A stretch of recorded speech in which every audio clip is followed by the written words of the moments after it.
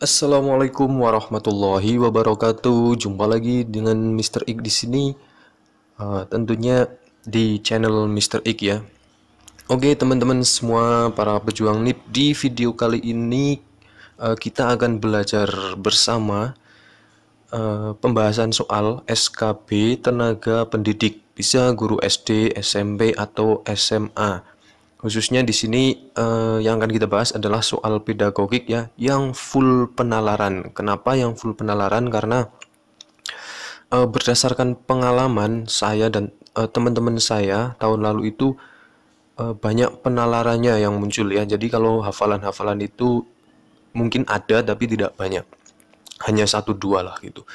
Oke, sebelum kita ke pembahasan soalnya, Mr. Ik ingatkan lagi ya buat teman-teman yang belum subscribe, silahkan klik subscribe channel ini dan klik like dan share untuk videonya. Dan tak lupa juga buat teman-teman yang sudah klik subscribe-nya, terima kasih atas support teman-teman semua. Oke, langsung saja kita ke soal yang pertama. Guru banyak menggunakan ceramah dalam kegiatan pembelajaran karena tidak tersedia media dan sumber belajar. Kondisi tersebut mengakibatkan prestasi belajar siswa rendah. Menghadapi situasi tersebut, cara Anda menyelesaikannya adalah dengan titik-titik-titik. Anda di sini maksudnya adalah Anda sebagai guru ya. A. Memanfaatkan alam sekitar sekolah sebagai media dan sumber belajar untuk mengaktifkan kegiatan belajar siswa. B. Menugaskan siswa membuat media dan sumber belajar yang menunjang topik pembelajaran sehingga mereka lebih aktif di kelas. C. Bekerja sama dengan orang tua atau wali murid untuk memberikan sumbangan dalam pengadaan media dan sumber belajar. D. Meminta siswa untuk belajar di kelas dengan tenang dan memperhatikan penjelasan guru dengan baik agar berprestasi. Oke, di sini permasalahannya adalah tidak tersedia media dan sumber belajar. Jadi sebagai seorang guru itu sebaiknya adalah mampu memanfaatkan alam sekitar sekolah sebagai media belajar. Jadi jawaban yang paling tepat adalah yang A. Itu ya. Lanjut nomor 2.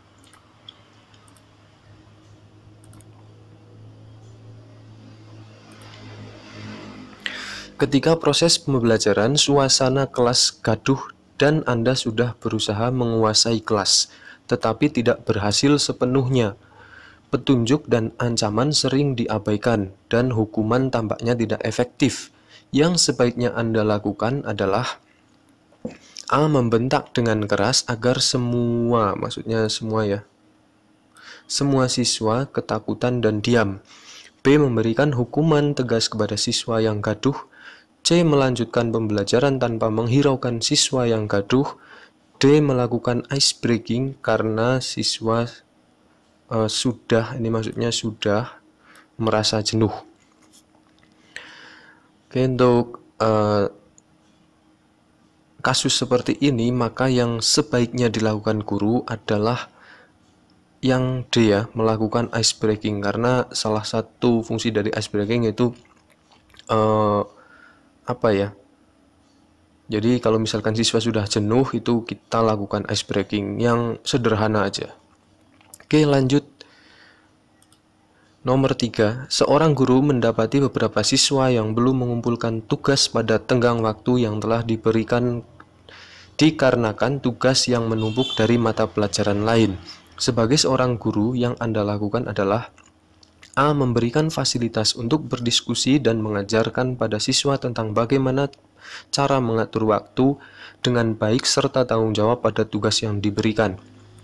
B. Mendorong siswa untuk segera menyelesaikan tugas secara maksimal dengan menyampaikan perkembangan siswa yang sudah dan belum mengumpulkan. C. Memberikan toleransi tambahan waktu agar siswa yang belum mengumpulkan tugas dapat menyelesaikan tugasnya. D. Tetap meminta tugas yang telah diberikan dengan sanksi nilai sesuai dengan tugas yang dikerjakan sebagai upaya untuk memberikan efek jera pada siswa. Oke, kalau kasusnya seperti ini, Jawaban yang paling tepat adalah yang A. Jadi guru mampu memfasilitasi untuk berdiskusi dan bisa eh, mengajari bagaimana cara mengatur waktu dengan baik gitu ya. Oke, lanjut nomor 4.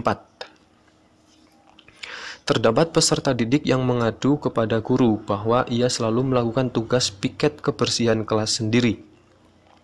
Anggota yang lain tidak mau terlibat membersihkan kelas. Mereka memaksa dan mengancam jika melaporkan hal tersebut kepada wali kelas. Sebagai guru yang mengetahui hal tersebut, yang akan Anda lakukan adalah A. Memberi hukuman kepada seluruh anggota piket kebersihan karena tidak dapat membangun kerjasama yang baik dalam tugas yang menjadi tanggung jawabnya. B. Melakukan evaluasi keterlibatan siswa terkait kegiatan piket kebersihan kelas serta menyampaikan hasilnya agar menjadi perhatian seluruh siswa untuk terlibat dalam tanggung jawab tersebut. C. Memberikan teguran kepada siswa yang tidak mau terlibat dalam kegiatan piket kebersihan kelas agar siswa yang rajin tidak terpengaruh dan dia tidak mengulangi perbuatannya. D. Memfasilitasi pertemuan bersama agar terjadi komunikasi antar anggota kelompok piket kebersihan sehingga semua anggota menyadari tugasnya masing-masing. Oke, sebagai seorang guru, kalau misalkan ada kasus seperti ini, seperti yang tadi ya, jadi guru harus mampu memfasilitasi, entah itu kasusnya apa. Jadi jawaban yang paling tepat adalah yang D, itu ya. Nomor 5. Sebagai seorang guru, Anda dituntut untuk menjadi pribadi yang baik dalam kehidupan bermasyarakat. Ketika Anda bekerja pada lingkungan atau daerah lain, maka yang harus Anda lakukan kecuali A. Memahami dan mengenal dunia sekitar sekolah. B. Dapat menghargai dan menghormati perbedaan adat dan kebiasaan warga sekitar sekolah. C. Pandai berkawan dengan kawan sekerja dan mitra pendidikan. D. Mampu berkomunikasi dengan baik kepada peserta didik atau siswa dalam sekolah tersebut. Ini salah satu kemampuan guru dalam bersosial. Jadi kalau ada soal seperti ini, kalau misalkan yang A ya, memahami dan mengenal dunia sekitar sekolah itu betul. Dapat menghargai dan menghormati perbedaan juga benar.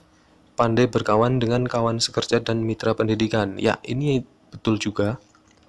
Karena kawan sekerja bisa teman-teman guru satu sekolah dan mitra pendidikan bisa sekolah yang lain ataupun komite bisa ya.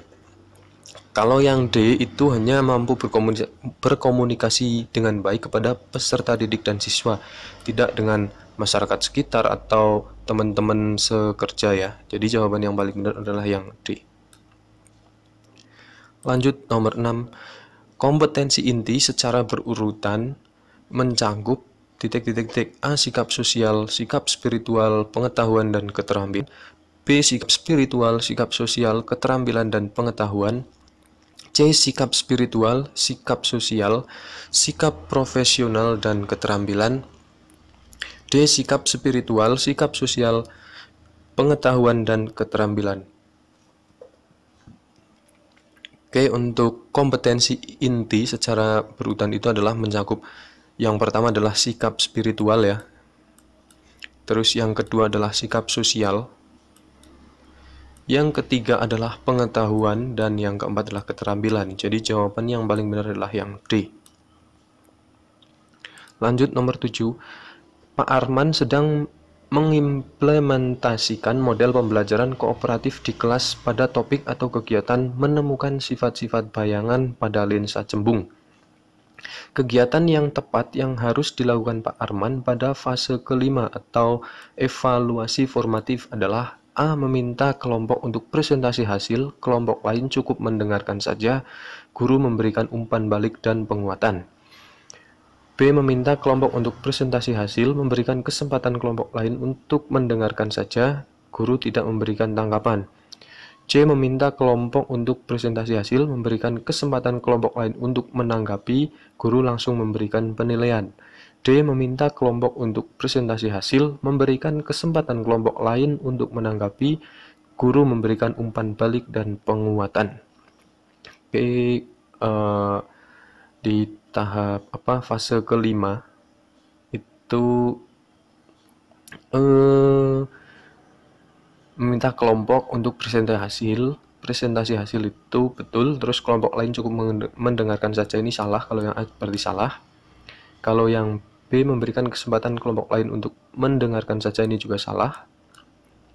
Yang C memberikan kesempatan kelompok lain untuk menanggapi betul, guru langsung memberikan nilai. Ini yang langsung memberikan penilaian, ini salah. Jadi jawaban yang paling benar adalah yang D, meminta kelompok untuk berprestasi hasil, terus memberikan kesempatan kelompok lain untuk menanggapi, dan guru memberikan umpan balik dan penguatan. Itu yang betul. Lanjut, nomor 8. Anda memiliki beban mengajar yang tinggi dalam seminggu. Di samping itu, Anda menjadi salah seorang pengurus inti koperasi sekolah untuk kesejahteraan warga sekolah. Apa yang harus Anda lakukan? A. Saya berbagi tugas dengan pengurus inti lainnya dalam pengelolaan koperasi sehingga tidak mengganggu tugas mengajar. B. Saya mengutamakan tugas mengajar dengan sedikit mengabaikan tugas sebagai pengurus koperasi, maksudnya ya. Ini koperasi ya, koperasi sekolah. C. Saya melaksanakan tugas mengajar yang diselingi dengan melaksanakan tugas-tugas pengurus koperasi sekolah. D. Saya berusaha menolak penugasan koperasi sekolah karena bisa mengganggu tugas mengajar. E. Saya mengutamakan tugas pengurus koperasi sekolah walaupun tugas mengajar kurang terlaksana. Jadi jawaban yang paling tepat untuk soal seperti ini adalah yang A, ya, yang A. Karena maksudnya Anda memiliki beban mengajar yang tinggi dalam seminggu. Di samping itu Anda menjadi salah seorang pengurus inti koperasi. Jadi kalau ada kata salah seorang berarti kan ada pengurus inti lainnya ya, ada pengurus inti lainnya, sehingga tidak mengganggu tugas mengajar. Karena yang paling pokok antara tugas mengajar dengan koperasi adalah lebih pokok tugas mengajarnya. Oke. Mungkin untuk soalnya itu dulu ya. Walaupun hanya 8 nomor, semoga bermanfaat buat teman-teman, bisa menjadi bahan referensi belajar teman-teman dalam mempersiapkan diri menghadapi SKB yang akan datang ya. Semoga teman-teman terbantu dengan video ini, dan sekali lagi Mr. Ik ingatkan kepada teman-teman agar like videonya dan subscribe serta share biar berguna bagi orang lain juga. Oke, mungkin itu dulu yang dapat Mr. X sampaikan. Semoga bermanfaat. Saya Heri. Assalamualaikum warahmatullahi wabarakatuh.